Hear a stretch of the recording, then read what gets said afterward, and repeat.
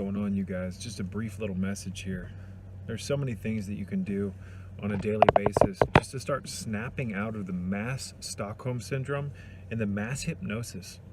It doesn't take that much clarity to be able to see that something's seriously wrong here, ladies and gentlemen. But when you've grown up in this world and you've been exposed to a lot of nonsense, a lot of the nonsense you probably don't remember, because most people can't remember what they had for dinner last night, and most of your programming happened from about 1 to about 8. There are so many things that you've forgotten that have happened in your dreams, the trauma engrams that you've absorbed as a child.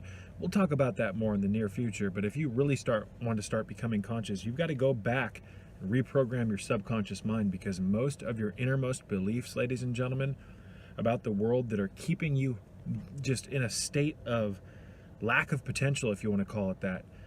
A lot of this stuff that you're experiencing now as an adult happened to you when you were younger. You've just forgotten. So aside from all that, not a lot of people are going to want to do all that crazy or all the deeper work, excuse me. But I can guarantee you, if you start to drink cleaner water, your cells will start to communicate in a better fashion, which in turn will lead to more verbal fluency, speed of processing, your memory will improve.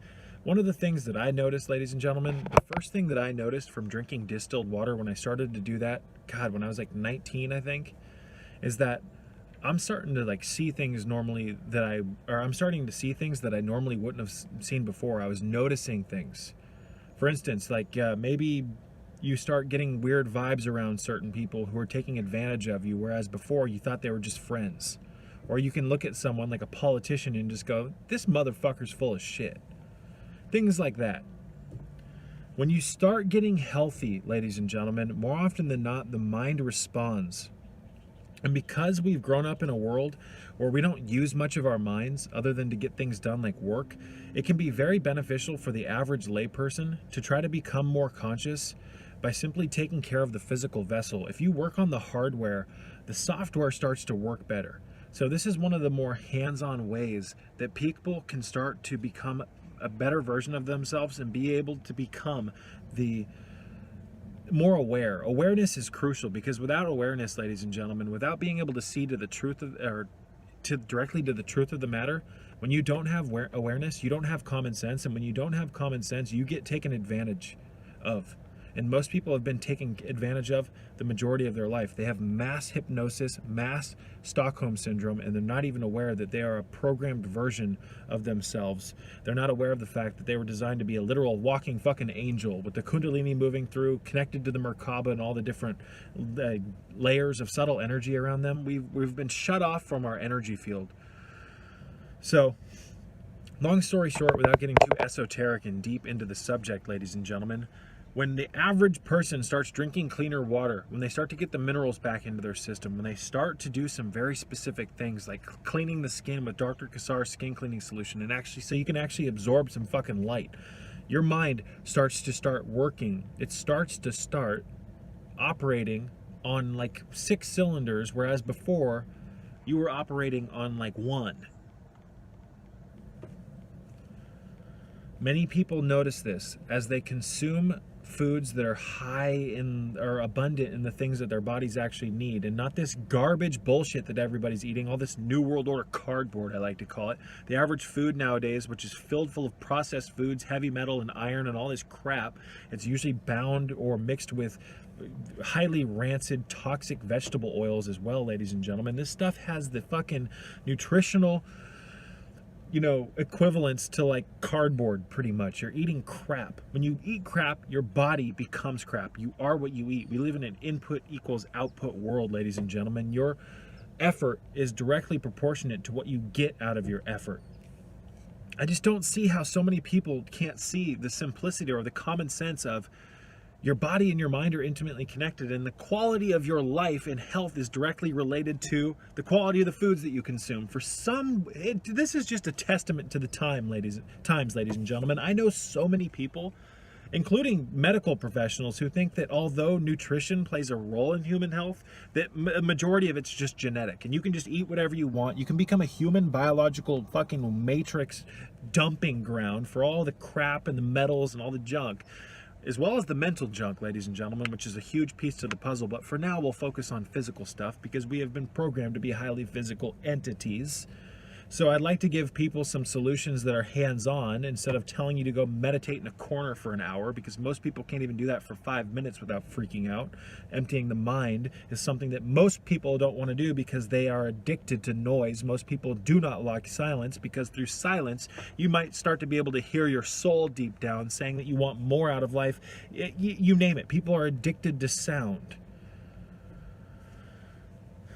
And when you try to empty your mind, watch what happens. You will experience the Archon's influence over your mind, just a constant stream of thoughts and emotions and appetites and lusts, etc. What a mess.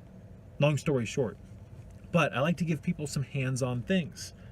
Get the magnesium back into your system to lower your stress levels, to raise your magnesium levels, because your brain will start be able to magnesium will help you relax, ladies and gentlemen. It'll not just emotionally and mentally, it'll allow your muscles and your body to relax. Magnesium is used in the body as a buffer for stress, and stress is not just emotional stress, like, oh, I broke up with my boyfriend, or all this other crap. I'm talking about environmental stress as well, all the metals that we're exposed to. What about all of the physical stress that we're exposed to from the bad food that we eat? This stuff, these types of stress, ladies and gentlemen, caused magnesium to be burned up. God, the creator, was so ingenious that that God designed your body to use specific minerals as buffering systems under stress. We are a miraculous, angelic, walking God suit with a spirit bound to it, navigating a dimension with a small fraction of our potential. Magnesium is the equivalent to some extent of like motor oil for a car. You run low, you start, some serious shit's gonna happen, and your oil is low. Get your magnesium levels up, get your enzymes up, get some homegrown fruit and vegetables and run it through a juicer. Do that every day for a month, and you tell me at the end of that day that you are at the end of the month if you don't feel different, if you feel like you're not healthier. Come on, living enzymes, raw nutrition, ladies and gentlemen, living pigments from fruits and vegetable juice, sprout juice, these are all the things the body can use, especially our malnourished bodies after raising or being raised on New World Order crap.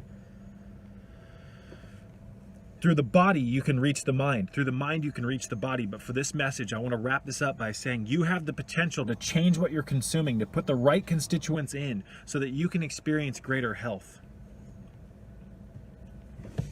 If you only knew how much potential you have, if you only knew the fact that we were designed to be a walking, enlightened creature with no limits, maybe then you'd realize that you might want to put some better quality fuel into your system. You have no problem putting the right fuel into your vehicle. You have no problem changing the oil on time because you know that this machine, this vehicle, requires certain things in order for it not to break. But for some reason, your body and your health is just genetic. And because grandma had sickness, I probably will. And, you know, grandpa had heart disease. So hopefully if I play things right, I won't get it, you know, regardless of the fact that I eat a bunch of crap every day that's been proven to fucking destroy my heart health. Come on, listen to me when I say that your actions, ladies and gentlemen, dictate your health. I'd say 90% of your health is directly in your hands.